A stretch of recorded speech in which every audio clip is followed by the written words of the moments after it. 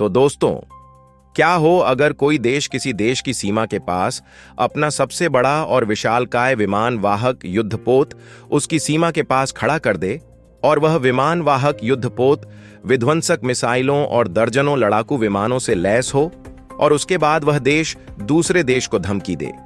कि अगर तुम हमारी शर्तों पर बातचीत की टेबल पर नहीं आते हो तो हम तुम पर हमला कर देंगे। तो फिर उस देश को किस तरीके का कदम उठाना चाहिए और वह अगले देश को क्या जवाब देना सही समझेगा? तो दोस्तों, यह खबर कोई हवाई खबर नहीं है, बल्कि यह खबर सीधे ईरान से जुड़ी हुई है, जिसमें अमेरिकी राष्ट्रपति डोनाल्ड ट्रंप ईरान को समझौता करने के लिए बातचीत की टेबल पर आने के लिए कह रहे हैं। और वहीं दूसरी तरफ अमेरिका की संसद से एक महिला का ऐसा बयान निकलकर सामने आ रहा है जिसमें कहा जा रहा है कि अगर ईरान अमेरिका के साथ समझौता करता है तो वह उसके लिए बहुत बड़ी समझदारी होगी, नहीं तो उसके लिए यह बहुत खतरनाक साबित होगा और उसे इसकी बहुत बड़ी कीमत चुकानी होगी। तो वहीं दूसरी तरफ दो और बड़ी खबरें निकलकर सामने आ रही हैं जो भारत को एक तरफ तो फायदा दिला रही हैं और भारत की डिफेंस इंडस्ट्री को काफी ज्यादा मजबूत बनाने में महत्वपूर्ण भूमिका निभा रही है, तो वहीं दूसरी तरफ भारत को नुकसान भी उठाना पड़ रहा है।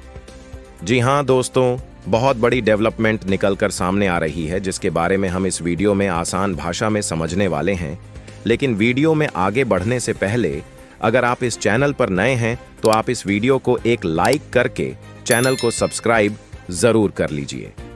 तो चलिए दोस्तों, हम सबसे पहले बात कर लेते हैं अमेरिका और ईरान के बीच में बढ़ते तनाव को लेकर क्या खबर निकल कर आ रही है। तो दोस्तों, अमेरिका के राष्ट्रपति डोनाल्ड ट्रंप ने अपनी नौसेना को ईरान की सीमा के करीब तैनात कर दिया है और यह घटना मिडिल ईस्ट में हो रही है, जहां पर अमेरिका के राष्ट्रपति डोनाल्ड ट्रंप के द्वारा अपने सबसे विशालकाय विमान वाहक युद्धपोत यूएसएस जेराल्ड आर फोर्ड को ईरान की सीमा के करीब तैनात किया है और इसके अलावा यूएसएस अब्राहम लिंकन को भी ओमान के तट के पास देखा गया है। और अमेरिका के द्वारा यह कदम इसलिए उठाया गया है ताकि ईरान के ऊपर दबाव बनाया जा सके और अमेरिका ऐसा कई सालों से करता आ रहा है और इसके पीछे बहुत सारे कारण भी छिपे हुए हैं जिसके बारे में हम आपको एक एक करके बताने जा रहे हैं। सबसे पहले अमेरिका को शक है कि ईरान चोरी छिपे परमाणु हथियार बना रहा है, लेकिन ईरान ने इस दावे को खारिज करते हुए कहता है कि उसका यह कार्यक्रम सिर्फ बिजली और मेडिकल रिसर्च के लिए है। साल 2015 में अमेरिका ने ईरान के अलावा 4 और देशों के साथ एक समझौता किया था जिसे joint comprehensive plan of action यानी कि JCPOA कहा जाता है।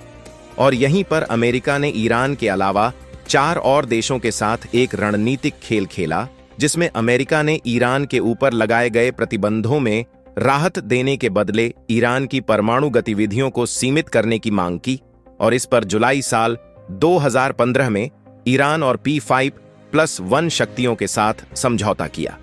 जिसमें चीन, फ्रांस, रूस, यूनाइटेड किंगडम, संयुक्त राज्य अमेरिका और जर्मनी के बीच यूरोपीय संघ की देखरेख में सहमति बनी हुई थी। उसके बाद मई साल 2018 में अमेरिकी राष्ट्रपति डोनाल्ड ट्रंप के द्वारा अमेरिका को इस डील से बाहर कर लिया और बाद में अमेरिका के द्वारा इस पर और भी सख्त से सख्त प्रतिबंध लागू कर दिया गया और इसका सबसे ज्यादा असर ईरान के ऊपर पड़ा था,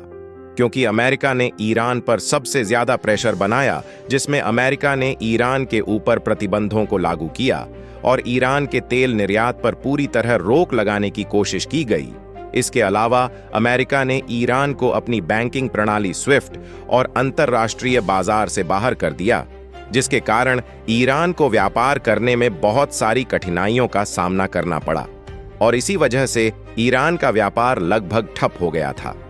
और इसके अलावा अमेरिका ने अन्य देशों और कंपनियों को भी चेतावनी दी और कहा कि यदि कोई भी ईरान के साथ व्यापार करता है तो उन्हें भी अमेरिकी प्रतिबंधों का सामना करना पड़ेगा। और इन्हीं प्रतिबंधों के डर के कारण कई देशों ने ईरान के साथ अपनी तेल खरीद को काफी ज्यादा कम कर दिया। और इसमें सबसे दिलचस्प बात यह है कि फ्रांस की सबसे बड़ी तेल कंपनी टोटल को भी ईरान में अपने अरबों डॉलर के प्रोजेक्ट को बीच में ही बंद करना पड़ा था, क्योंकि उन्हें डर था कि अमेरिका कहीं उन्हें अपनी बैंकिंग प्रणाली से बाहर न कर दे। और इसकी वजह से भी ईरान को काफी ज्यादा आर्थिक नुकसान हुआ, जिससे ईरान की अर्थव्यवस्था टूटकर बिखरने लगी। और फिर ईरान ने भी अमेरिका को मुंह तोड़ जवाब देने के लिए ईरान ने भी उन सभी शर्तों को मानना कम कर दिया जो अमेरिका ने समझौते के दौरान लागू किया था। और फिर ईरान ने अपने यूरेनियम संवर्धन को फिर से बढ़ाना शुरू कर दिया, जिसकी वजह से यह समझौता कुछ समय के लिए बिल्कुल निष्क्रिय हो गया था। लेकिन फिर से इसको पुनर्जीवित करने के लिए समय समय पर बातचीत होती रही है। यानी कि अब साफ हो जाता है कि सारी कहानी की शुरुआत यहीं से हुई है। और अब हाल ही में अमेरिका ने ईरान को फिर से चेतावनी देते हुए कहा कि ईरान को जल्द ही परमाणु समझौता करने के लिए बातचीत की टेबल पर आना ही पड़ेगा, अन्यथा इसका अंजाम ईरान के लिए सही नहीं होगा। और वहीं अमेरिका की प्रेस सचिव कैरोलिन लीविट ने बयान देते हुए कहा कि अगर ईरान अमेरिका के साथ समझौता करता है तो यह उसके लिए सबसे बड़ी समझदारी होगी। तो वहीं ईरान ने भी अमेरिका को मुंह तोड़ जवाब देते हुए अपने सैन्य अभ्यास को और भी तेज कर दिया है, जिसमें हाल ही में ईरान ने रूस और चीन के साथ मिलकर सैन्य अभ्यास किया है, जो अमेरिका के लिए चुनौती के रूप में देखा जा रहा है। और यह युद्धाभ्यास केवल एक सैन्य ट्रेनिंग नहीं, बल्कि एक भू राजनीतिक संकेत है कि अमेरिका के कड़े रुख के बावजूद भी ईरान को रूस और चीन जैसी महाशक्तियों का समर्थन प्राप्त है।